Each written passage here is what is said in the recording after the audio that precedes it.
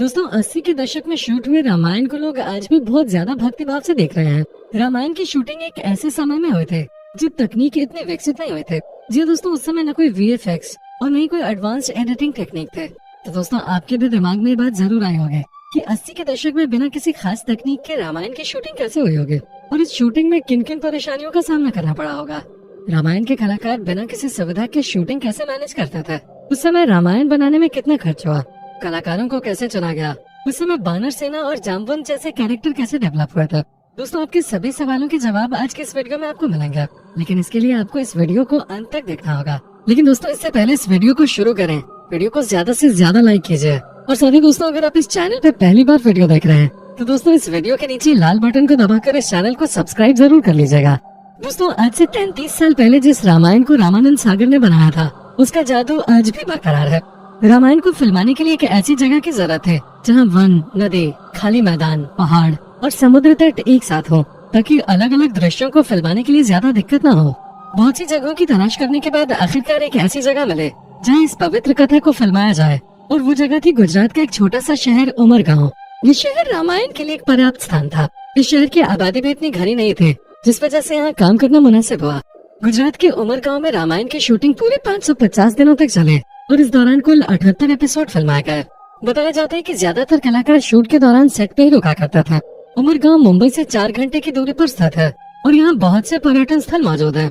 रावण का किरदार निभाने वाले श्री अरविंद त्रिवेदी मुंबई से ट्रेन से उमरगांव शूटिंग के लिए आते थे। दोस्तों शूटिंग के दौरान सभी कलाकारों में इतना मेलजोल बढ़ गया था कि जब रामायण के आखिरी एपिसोड की शूटिंग हुई तो सब भावुक हो गए थे और उन्हें ऐसा लग रहा था उनकी जिंदगी में से कुछ जुदा हो रहा है। दोस्तों रामायण के प्रसारण के दौरान सड़कें सूनी हो जाते थे। घर के सभी लोग एक साथ टीवी के सामने बैठकर रामायण देखने लगते थे। बहुत घरों में तो लोग इस दौरान अपने टीवी पे माला भी चढ़ाते थे। श्री राम का किरदार निभाने वाले अरुण गोविल और माता सीता का अभिनय करने वाली दीपिका के अनुसार लोग उन्हें भगवान राम और सीता माता के रूप में ही देखते थे, और जब भी वो किसी सार्वजनिक कार्यक्रम में जाते थे तो लोग उनके पैर भी छूने लगते थे।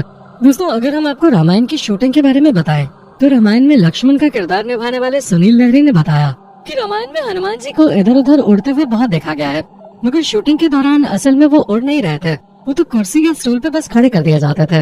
जी दोस्तों, सुनील लहरी ने बताया कि हनुमान जी के कंधे पे जब राम और लक्ष्मण को बिठाने वाला सीन शूट किया गया था तो वो उन सभी के लिए बहुत ही मजेदार रहा था और उन्होंने शूटिंग के साथ उसका खूब लुत्फ भी उठाया था।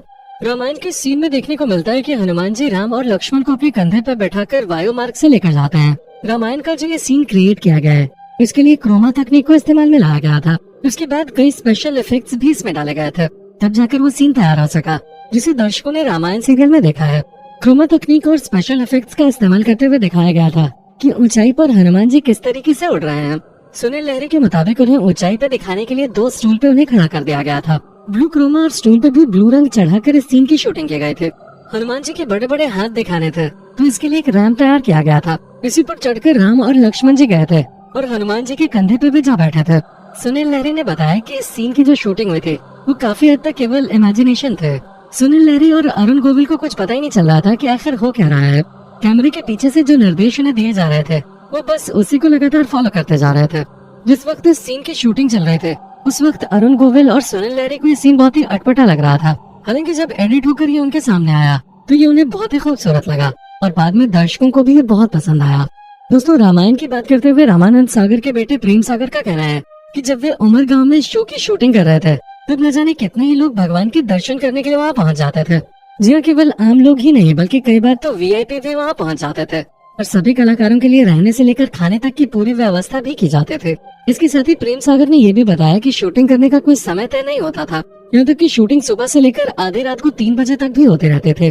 दोस्तों आपको जानकर हैरानी होगी कि हनुमान बने दारा सिंह जी को आधी रात को मेकअप करवाना पड़ता था और उनका मेकअप करने में करीब 2 से 3 घंटे का समय लग जाता था।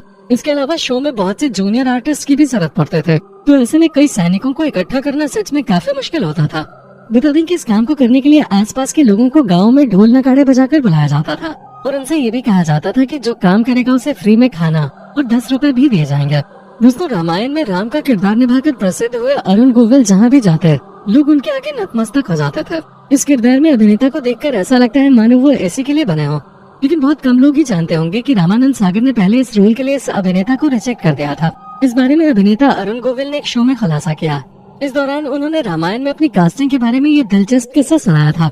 उन्होंने बताया कि जब उन्हें पता चला कि रामानंद सागर रामायण बना रहे हैं तो उनके पास रोल मांगने पहुंच गए थे। रामानंद सागर के पास जाकर अरुण गोविल ने उनसे कहा कि वो राम का किरदार निभाना चाहते हैं। रामानंद सागर ने उन्हें देखा और कहा कि ठीक है, जब समय आएगा तो देखा जाएगा। कुछ समय बाद जब शो की कास्टिंग के लिए ऑडिशन शुरू हुए तो अरुण गोविल को भी बुलाया गया, लेकिन शो की टीम को उनका ऑडिशन पसंद नहीं आया, जिसकी वजह से उन्हें रिजेक्ट कर दिया गया। लेकिन फिर एक दिन रामानंद सागर ने अरुण गोविल को फोन कर मिलने के लिए बुलाया।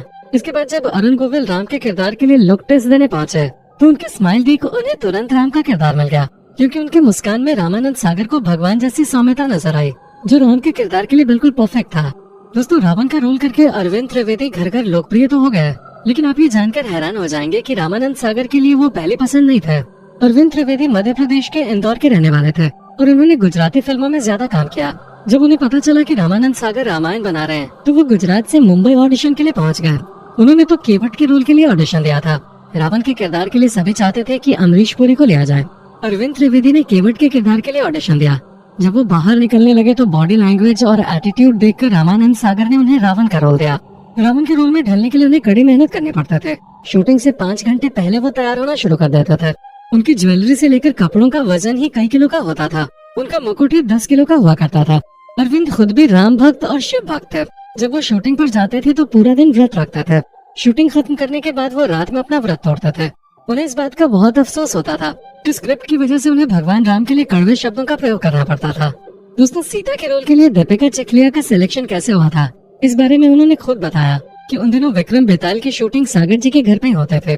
दीपिका को महारानी का रोल दिया गया था। वो पूरे दिन महारानी के ही गेटअप में घूमते रहते थे। एक दिन दीपिका ने देखा कि सागर जी के घर पे बहुत सारे बच्चे आए हुए हैं। उन्हें लगा कि कहीं सागर जी की पत्नी ने घर पे ट्यूशन क्लासेस देना तो शुरू नहीं कर दिया, मगर बाद में किसी ने बताया कि वो बच्चे रामायण टीवी सीरियल के लव कुश के रोल के लिए ऑडिशन देने आए थे। इसके बाद रामानंद सागर ने उन्हें सीता का रोल दे दिया। तो दोस्तों, ये थी कहानी दीपिका के सीता बनने के। दोस्तों, 33 साल पहले इस शो का एक एपिसोड बनाने में 9 लाख रुपए की लागत आते थे। हालांकि इस सीरियल ने दूरदर्शन के लिए 23 करोड़ रुपए कमाए थे। रामानंद सागर का शो विक्रम बेताल का एक एपिसोड 1 लाख रुपए में बनता था। साल 1987 में 9 लाख रुपए आज के जमाने यानी कि 2022 में 1 करोड़ रुपए के बराबर है। यानी अगर आज रामायण बनाए जाते तो 1 करोड़ रुपए एक एपिसोड पर खर्च होता है। लेकिन जब टीवी पर रामायण शुरू हुए तो दर्शकों ने इसे खूब प्यार दिया। इतना ही नहीं, साल 2003 में लिम्का बुक ऑफ रिकॉर्ड्स द्वारा साझा किए गए आंकड़ों के मुताबिक इस पौराणिक शो के पहले टेलीकास्ट एपिसोड को 40 मिलियन लोगों ने देखा था। उस समय रामायण को सिर्फ भारत में ही नहीं बल्कि 53 अलग अलग देशों में दिखाया गया। एक रिपोर्ट की माने तो रामायण ने अपने पहले प्रसारण के जरिए दूरदर्शन चैनल को 23 करोड़ रुपए का राजस्व दिया था। तो दोस्तों, कैसा लगा हमारा आज का एपिसोड, हमें कमेंट करके बताइएगा जरूर। हमें आपके कमेंट्स का इंतजार रहता है। दोस्तों, उम्मीद करता हूँ कि हमारा ये एपिसोड आपको पसंद आया होगा। दोस्तों, अगर आप चैनल पे नए हैं तो प्लीज चैनल को सब्सक्राइब जरूर कर दीजिएगा, क्योंकि हम आपके लिए रोज इस तरह के वीडियोस बनाते रहते हैं।